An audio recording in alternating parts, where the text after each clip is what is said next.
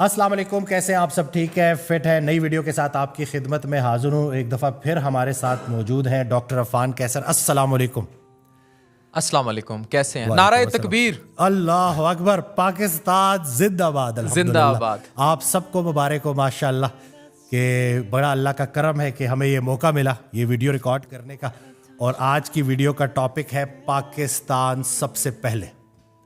बिल्कुल 1965 की जंग का बदला 2025 में लिया हमने अल्हम्दुलिल्लाह और सुम्मा दुश्मन के अल्हम्दुलिल्लाह। ऐसे दांत खट्टे किए हैं कि लग पता गया। डॉक्टर वसीम, मेरे पास तो ऐसे स्टार्ट्स हैं क्योंकि मैं जब इसकी मैसिव कवरेज पे था, मैं बड़ा बरमला आपके शो में बता रहा हूँ कि बड़े बड़े चैनल्स को उन ज़राए तक एक्सेस नहीं थी जिन ज़राए तक मुझे एक्सेस थी, और मैं बड़ी क्रेडिबल इंफॉर्मेशन शेयर करता रहा बिकॉज मेरी डायरेक्ट एक्सेस थी बहुत सारे ऐसे डॉक्टर्स और मिलिट्री एनालिस्ट दोस्तों के साथ who were sitting in India, who were sitting in Punjab of India, who were sitting in China, who were sitting in Iran, who were sitting in Syria। तो ये मेरे पास अफ़गानिस्तान में तो मेरा एक दोस्त जाता है जो बैरियाट्रिक सर्जरियाँ करता है काबुल में। अफ़गानिस्तान के एक मिनिस्टर का बेटा मेरा दोस्त है, तो मेरे पास इंतहाई क्रेडिबल इंफॉर्मेशन थी। अगर पाकिस्तान ऑपरेशन बुनियान अलमरसूस लॉन्च ना करता और इस तरह इंडिया को जवाब ना देता तो ये हमारी कमज़ोरी किए बैठे थे वो साहब बहादुर जो सीज़ फायर को वीटो करता रहा मशरिक़ वस्ता में, इसराइल गाज़ा के तनाज़े में। वो साहब बहादुर खुद पैर पड़ गया कि बस कर दो। उन्हें पता था कि ये जो पट्टा दे के हमने कुत्ता छोड़ा है इसे मार पड़ने लगी है, और हमारे साथ बहुत बुरी होनी थी अगर हमारी फोर्सेस इस तरह अपनी ताकत का मुजाहरा ना करती, पावर शो ना करती। इन्होंने ये वेस्टर्न और चाइनीज़ मिलिट्री का मुकाबला था बेसिकली, और इस पूरे एरिए में, इस पूरे ख़ित्ते में जैसे वो हर जगह अपना एक कुत्ता पालते हैं, मिडल ईस्ट में पाला हुआ है, इसी तरह यहाँ ये है। तो बेसिकली ये वर्ल्ड वॉर 3 की शुरुआत थी और ये एक प्रॉक्सी रीजन बनाना चाहते थे लाइक इराक पाकिस्तान को। ये बड़े बिगर कैनवस की जंग थी, ये इतनी थी नहीं जितनी हम समझ रहे हैं। और इसमें पाकिस्तान की फ़ौज अगर इस तरह और पाकिस्तान की अवाम फ्रंट ऑन फ्रंट ना आती, मैं बड़े क्रेडिबल ज़राए से आपको ये बात कर रहा हूँ कि हमारी तबाही लिखी हुई थी अगर इस तरह फोर्सेस अपना पावर शो ना करती। और फ्रांस उड़ गया, उसके बाद इसराइल के ड्रोन उड़ गए, उसके बाद रशिया का S-400, ये सबसे बड़ी कामयाबी है जो मिलिट्री के हरकत हैं वो बता रहे हैं। राफेल से भी बड़ी कामयाबी ये थी जिसने इंडिया को सीज़ फायर के लिए मिन्नतें करने पे मजबूर किया। वो इनका आदमपुर में S-400 जो मिसाइल डिफेंस सिस्टम है वो तबाह हो गया था। अब इसका मतलब ये है कि पाकिस्तान जितने भी मिसाइल दागता उनके पास काउंटर करने का एक मेजर सिस्टम डिप्लॉय तबाह हो चुका था। ये इंटरसेप्ट ना कर पाते और इनकी तबाही निश्ताए दीवार थी। और अगर ये सीज़ फायर ना होता तो इंडिया को बहुत बुरी मार पड़ने लगी थी और तबाही बहुत ज़्यादा थी। वो तो चंद घंटों में पूरी दुनिया ने देख लिया, बुरी तरह से इंडिया एक्सपोज हो गया है। बॉलीवुड की फिल्मों ने ना एक पाकिस्तान का एक इमेज जो वहाँ की आवाम को दिया था ना कि जैसे तो ये किसी जोगे है ही नहीं। ये तो अभी सिर्फ एक ट्रेलर दिया है। अगर ये दोबारा से ऐसी कोई हरकत करते हैं तो इनको अंदाज़ा भी नहीं है कि बात किस लेवल तक जाती है। और मुझे अफसोस होता है उन झूठे जर्नलिस्ट पे कि वो इतना झूठ, देखें झूठ की तासीर सच्ची कैसे हो सकती है। झूठ बुला बुला के कराची उड़ गया, ये हो गया, वो हो गया। तो अभी तो ये जो है ना, जब मुझे बड़ी प्यारी बात लगी कि हमारी तरफ से जो बयान गया ना कि जब हम अटैक करेंगे तो दुनिया देखेगी, और फिर दुनिया ने देखा कि इनके साथ क्या हुआ है।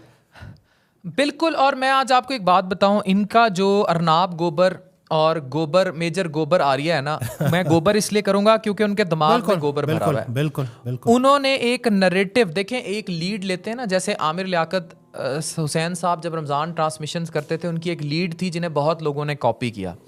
इन दो नफ्सियाती मरीजों ने इंडिया के ये लीड ली हुई थी जिसकी वजह से ZTV समेत बाकी जितने इंडियन चैनल्स हैं उन्होंने चूंटी की तरह मसल देना पाकिस्तान को। वो नाना पाटेकर वाला डायलॉग जो है वो अपना लिया था और सारी रात इनको ब्लैकआउट किया गया इनकी आर्मी मिलिट्री की तरफ से।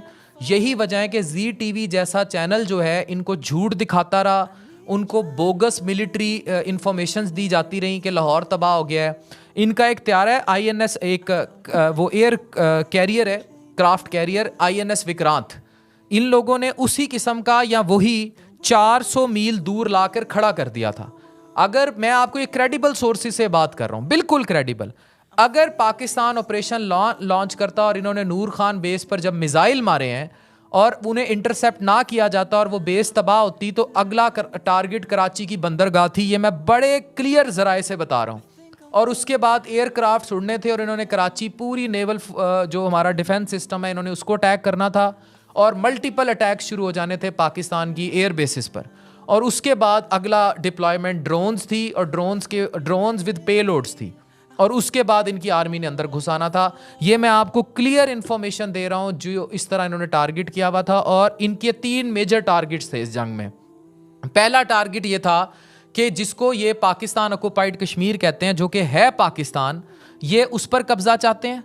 नंबर 2 इनका टारगेट है बलूचिस्तान की अलहदगी, ये बलूचिस्तान को पाकिस्तान से अलहदा करना चाहते थे। बिल्कुल। और नंबर 3 ये इंटरनेशनली ये इमेज छोड़ना चाहते हैं कि पाकिस्तान इज अफगानिस्तान और इसके अंदर टेररिस्ट कैंप्स मौजूद हैं और कश्मीर की जो फ्रीडम फाइट है वो फ्रीडम फाइट नहीं है और वो टोटल वही 9/11 है जिस पर अमेरिका और ये वेस्ट और ये सारा इसराइल की लॉबी चलती है और definitely they wanted to attack. मुझे ये इन्फॉर्मेशन किस लिए होती है कि हम हैं पढ़े लिखे इंटेलेक्चुअल्स इस मुल्क के, हमें ये इन्फॉर्मेशन देने वाले लोग भी इंटेलेक्चुअल्स हैं। मैं बड़े क्रेडिबल सोर्सेज से आपको ये बात कोट कर रहा हूँ, मिलिट्री सोर्सेज से, कि पाकिस्तान का जो राफेल का गिराया जाना, इनके तैयारे तबाह होना, और एक और इतला है, ये मैं बड़ी क्लियर क्रेडिबल सोर्सेज से बता रहा हूँ कि सीज़ फायर के मुआहदे में एक फीमेल पायलट को डिस्क्लोज ना करने की भी इतला है और वो पकड़ी गई है। ये बहुत बहुत मुसद्दिका नहीं है लेकिन ये न्यूज़ मिलिट्री सर्कल्स में गर्दिश कर रही है। तो पाकिस्तान ने बहुत बुरा इनकी जहारियत को तोड़ा है और भारत का गरूर, वो कहते हैं ना बशीर उठ के मज़ारा वड्डे चौधरी नू चपेड़ मार दवे ना तो फिर वड्डा चौधरी अपने पिंड च भी ते नाल वाले पिंड च भी बेइज्जत हो जाता है। वो वड्डा चौधरी है नहीं ना, वो अपने आप को समझता सुपर पावर है और उसकी हकीकत पूरी दुनिया ने देखी है कि भाई जुम्मा 8 दिन क्या हुए हैं, एक थर्ड क्लास बॉलीवुड की एक इंडस्ट्री के ऊपर तुम लोग नाज करते हो, या अगर तुम्हारी आईटी स्ट्रांग हो गई है तो भाई इसका ये मतलब नहीं है कि जो तुम्हारा जो हमसाया मुल्क है वो किसी खाते में नहीं आता। पाकिस्तान नूर है, नूर को जवाल नहीं। अल्लाह ने पाकिस्तान को इतने वसाइल दिए हैं, हम जिस जगह पे अल्लाह ने हमें प्लेस किया है जोग्राफी है उससे अगर हम देखें तो हमें एक बहुत बड़ा एज है। और चाइना ने भी जिस तरीके से मोहब्बत, भाईचारे का और एक ना टूटने वाली दोस्ती का जो हमारे साथ जो साथ दिया है ना, तो ये भी बड़ा अल्हम्दुलिल्लाह एक खुश आइंदा।